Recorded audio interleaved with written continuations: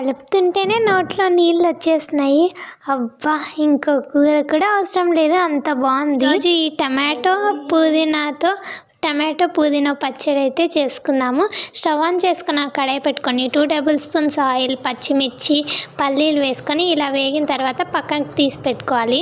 ఇప్పుడు అదే కడాయిలోకి కొంచెం ఆయిల్, వెల్లుల్లి, టమాటోస్ వేసుకొని మూత పెట్టుకొని వేగనివ్వాలి. ముందుగా వేయించుకున్న టమాటోస్ని, పచ్చిమిర్చిని మిక్సీ పట్టుకోవాలి. కొంచెం చింతపండు వేసుకొని ఇప్పుడు ఈ ఉడికిన టమాటోస్లోకి పుదీనా వేసుకొని పుదీనా ఉడికిన తర్వాత స్టవ్ ఆఫ్ చేసుకోవాలి. ఇప్పుడు ముందుగా చేసుకున్నటువంటి పేస్ట్లోకి కొంచెం ఉప్పు, అలాగే ఉడికించుకున్న టమాటో వేసుకొని మిక్సీ పట్టుకోవాలి. ఇప్పుడు పోపు కోసం కడాయిలో ఆయిల్ వేసుకొని ఆవాలు, జీలకర్ర, అలాగే కరివేపాకు, కొంచెం పసుపు వేసుకోవాలి. ముందుగా గ్రైండ్ చేసుకున్న పచ్చడి వేసుకుంటే అబ్బబ్బా ఎంత బాగుంటుందో. వేడి అన్నంలో ఒక గరిటె పచ్చడి వేసుకొని తింటుంటే ఆహా, ఒకసారి ట్రై చేయండి.